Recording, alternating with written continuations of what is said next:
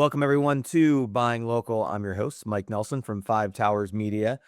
Joined today by Don Lehman. And Don, so I don't give you an improper introduction. Why don't just take a couple of minutes and just give our audience a little bit about who you are and what you're up to these days? Well, right now I work as Director of Public Affairs for Warren County, a job I started in 2020. And that was shortly before the pandemic started, so that wasn't maybe the best time to be the public information person for a county that had to kind of oversee the COVID response in New York State. The state kind of dropped it all in the county's laps and said, "Hey, you guys are in charge of what happens in your counties," with obviously oversight from the state. So I think at that point I counted 657 straight days of doing COVID type work, of just dealing with all the helping public health out, basically. So Yeah. so that was, not a lot of fun, that part of it. But, I went to the county after 27 years at the Post-Star, as a writer and editor. And, I loved that career. It was, I had fun with that career. And it was it was a job where something was different. You did something different every day. You never knew what you Mhm. were going to walk into every day. But obviously, as we've seen, the financial models of newspapers, aren't very solid these days. So it was a matter of either leave or eventually see the demise of the product. And the Post-Star's still going, obviously, but you've read it for a while. We've all looked at it. It's not nearly what it was, unfortunately. So Yeah, they definitely have made a lot of changes. That's for sure. I can't speak to whether or not they're good or bad, those changes, but because I think that's a pretty subjective thing. But yeah, they're definitely a different paper today than they were, say, 20 years ago. yeah, and in fact, I was talking to one of my former colleagues a few months ago. We were kind of counting up the newsroom positions, and I think they've cut probably about 85% of their newsroom positions over the past 12 to 15 years. So, Oh, really? yeah, and I think about we used to covered a, wide range of the whole region. And, just unfortunately that's not their business model at this point. So, Yeah. but yeah, it's, the people who are there try, they do a good job what they do. It's just they don't have the staff to do what we used to do. Yeah.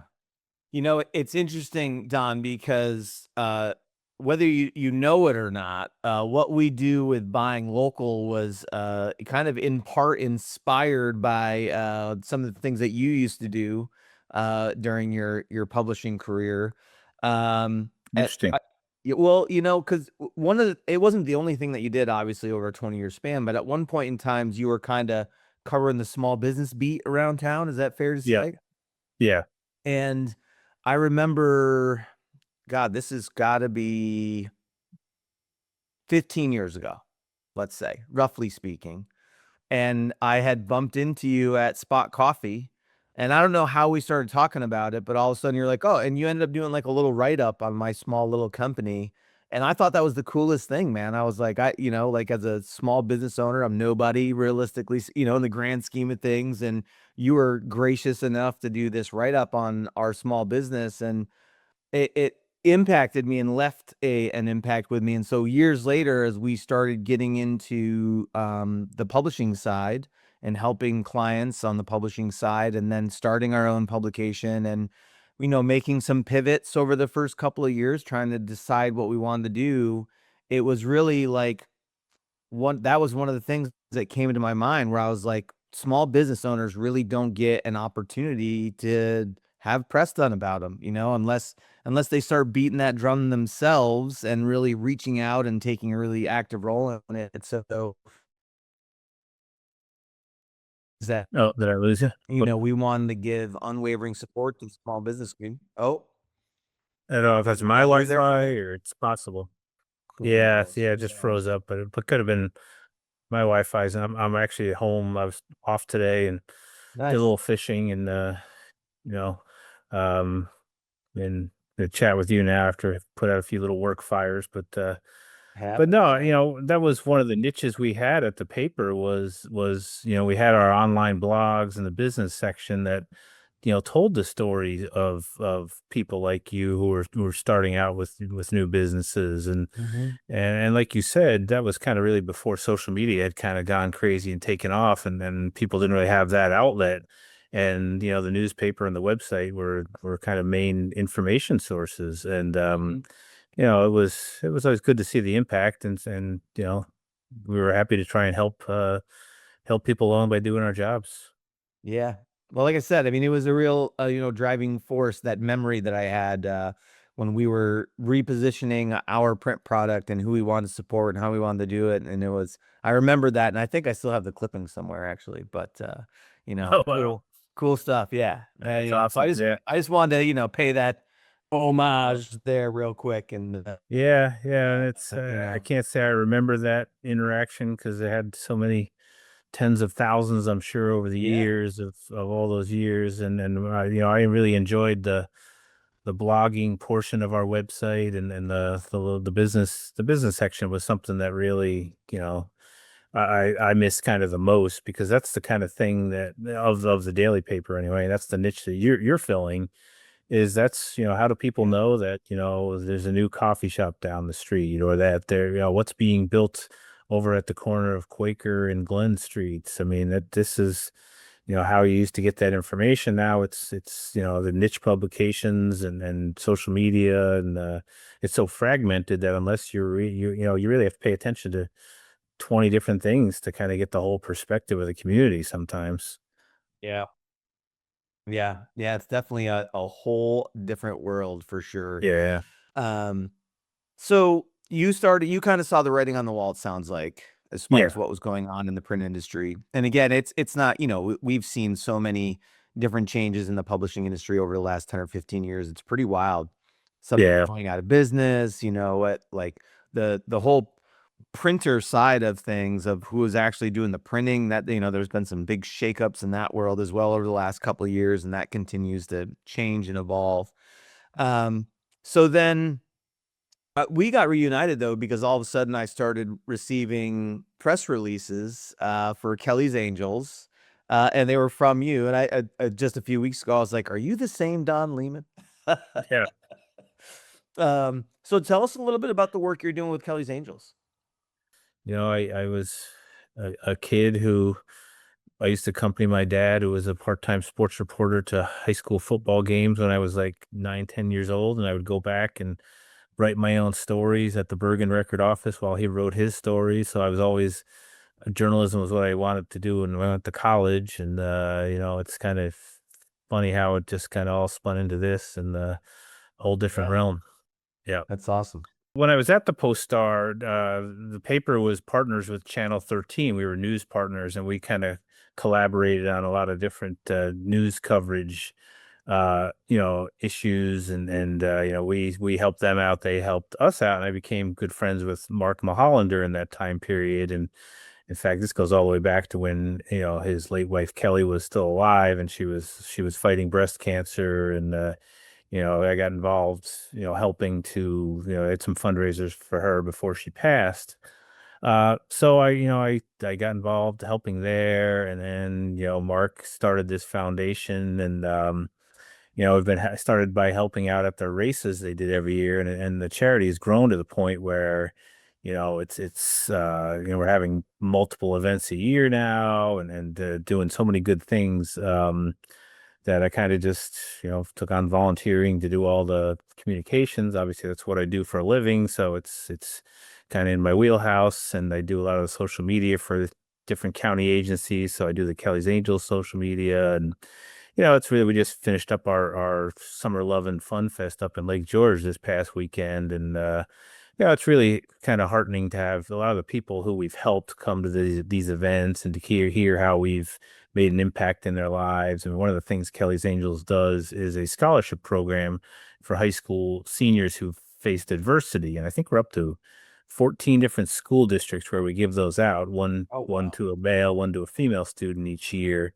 And we had a gentleman come up and explain how this scholarship really helped his child decide that he wanted to go to college, and he's now a couple of years into college where the dad didn't think he would have gone to college if he didn't get that little financial help and that little yeah, impetus to kind of take on this challenge. So, and then obviously there's a lot of children we help with grants to if a parent is sick or a child is sick, we give them some money to go to, the water park, or, if they have a trip they want to take, or go to a Yankee game or things like that. So we give out a lot of grants along those lines, as well. So Mark Mahal is a tireless guy. I don't know how he has time to do everything he does. He's just nonstop, energy and commitment to this group. And, obviously, he went through such a tough situation when his wife was sick. They had two children, and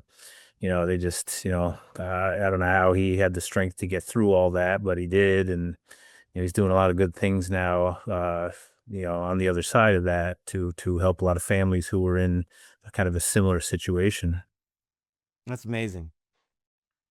I and amazing that, that you're able to, volunteer and give back time in that way as well. That's you know, Yeah, it started with just going to the 5K race that we do every Mother's Day, and then just kind of gradually, next thing I know, it's I'm on the board, and we've got a very dedicated group of board members from around the community, and it's yeah, it's rewarding. I mean, to see, like I said, like the people come up to us at these events and tell us how we helped. That makes the time that goes into it so worthwhile. yeah.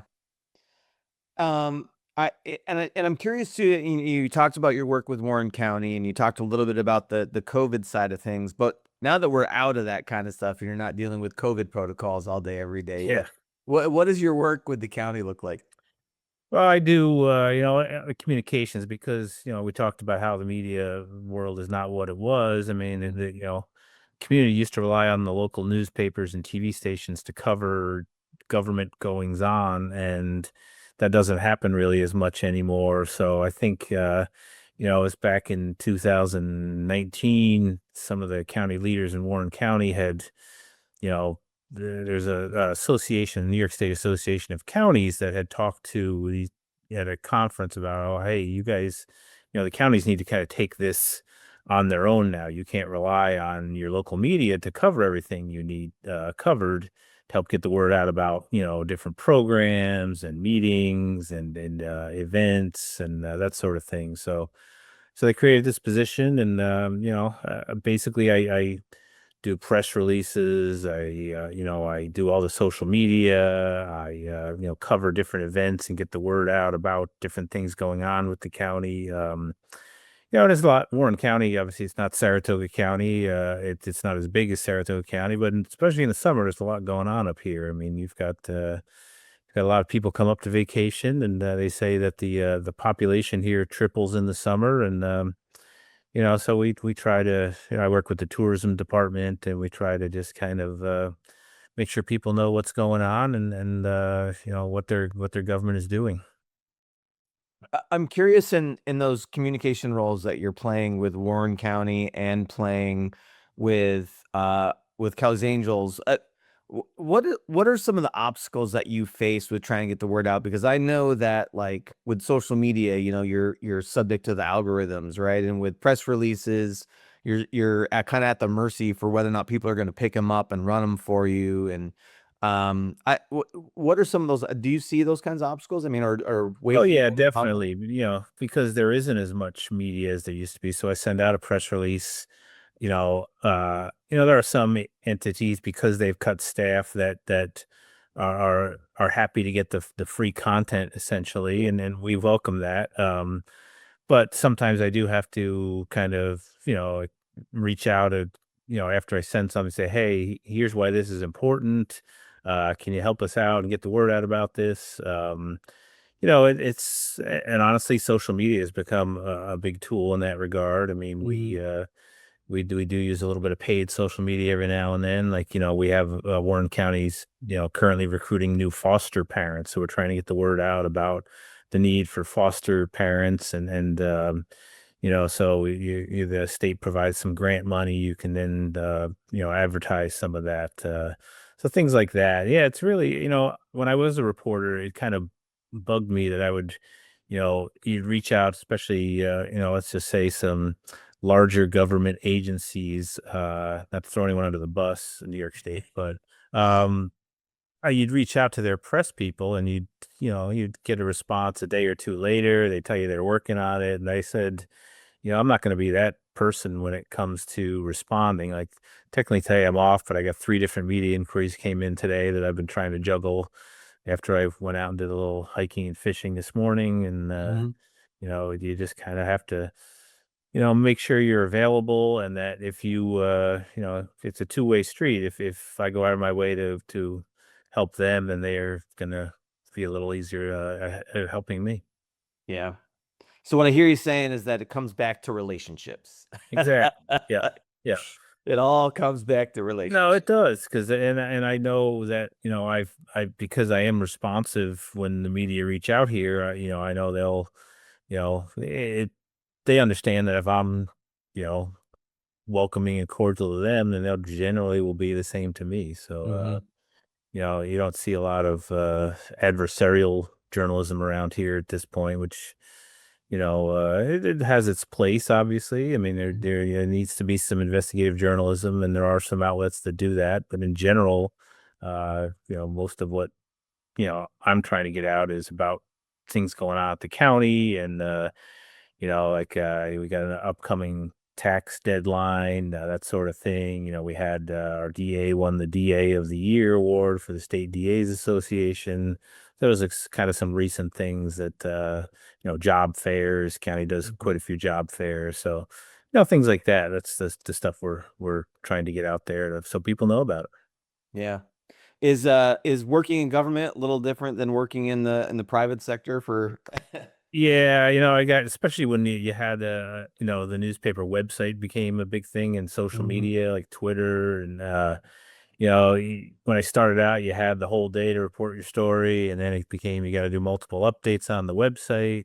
In the government realm, the priority, the biggest thing is make sure it's accurate. It's got to be, Mm. and that was the case at the Post Star, but sometimes you'd get out to a crash scene and just report observations, as quick as you could, and it turns out, oh, gee, that something maybe wasn't the way it appeared. Mhm. But in government, you got to make sure that what you're telling the public is accurate, and so sometimes, it's a slower pace to some degree, because I'm not like, I mean, I think back on one of the craziest days I was the police and cop reporter was the day that years ago where you had a guy in Southern Washington County shot and killed 3 of his family members, set his house on fire. Oh Then I was god. driving back from that community, and a house blew up in the town of Salem, and 5 people died in that. So, that was in one day. 8 different people in Washington County had passed away, and different things. So yeah, that was, I don't have those sort of situations. We do. I also serve as the public information officer when there's like, disaster type things that involve our Mhm. Office of Emergency Services. Like we had a bus crash, a year and a half ago on the Northway. They had fire on a big tour boat over the winter. So I do, kind of fill that role when something bigger is happening too. But yeah, it has its days where, everything's different as well, keeps the creative Mhm. juices flowing. Yeah. Yeah, I bet. But sounds like and it sounds like what you're saying too is that it's now working for the county, it's more important to be accurate than it is to get the story out as quick as possible. Exactly. Yeah. Yeah, yeah. Yeah. Especially when we got into this, Twitter had become such a big thing in news back then. And it was like people expected all these updates on Twitter as soon as you're running out to something. And that wasn't always good for journalism, unfortunately. For accurate Yeah. for accuracy. Yeah. Yeah. Yeah, a lot of retractions may Yeah, or just ended the like, photo. amending the story as it's going along, because the print product, would be 6 to 8 hours later in the final story on the website. But, you hear on the scanner that something had happened and you run out to it, and it isn't always what it seems to be. And yeah, so it was, yeah, it was a lot of juggling, updating stories continuously there. I bet. I can't imagine what a daily print product would look like. I mean, we print once a month. Yeah. It's like we've got weeks to get ready, and even still, we're almost always up against a deadline. I couldn't imagine trying to do it every day. Yeah, yeah. Well, when you had, like I said, we had a staff at one point of 50 plus people in that newsroom, and Mm. so everyone had their role. Now, I think the Post Star prints 3 days a week, and so yeah, they've had to cut that back, and that's. But still, I do know, and working with those reporters, that the day that they're going to print is always pretty harried. Yes, exciting, exciting. Yeah. We call Oh yeah. it. No, It's not stressful. yeah. It's exciting. Exactly. Yeah, it gets the adrenaline flowing. It's creative Yeah. juices going. I mean, yeah, that's fun. You become an adrenaline junkie to a degree. Yeah. Excuse me. Don, excuse me. Don, if people want to learn more about the work that you're doing at the county or they want to learn more about Kelly's Angels, how do they find you guys? On the county level, we have a county website. It's www.warrencountiny.gov, and right on the front page is kind of a big news section that we update regularly with things going on at the county. Obviously, we've got social media presence on all the different social media platforms, Facebook, uh, X, Instagram, LinkedIn, and Kelly's Angels, same thing. We've Kelly's Angels on Facebook and Instagram are our big presence. Then we've got our website. We just finished up our big summer event in Lake George. So our next event, as far as I know at this point, sometimes things kind of pop up, maybe a golf tourney in the fall or something. But next event will be in Mother's Day. Next Mother's Day, our annual 5K run walk at Spa State Park. So yeah, the Kelly's Angels website, kellysangelsinc.org, explains a lot of what the organization does and how it was founded, and all the good things that Mark Mulholland kind of stewards. Awesome. Love it. Don, thanks so much for coming on and sharing Yeah. a little time with me, man. I really appreciate it. No, and I Well, thank you appreciate so much. your product. I look forward to it whenever it comes out, and Oh, I thank you. always I know Matt Greenwood fairly well, so I always read the articles and the stuff that they are promoting. So yeah, it's Yeah. good content. Awesome. Well, thank you. We appreciate it. We're Thanks, trying, Mike. All right. trying to fight the good fight.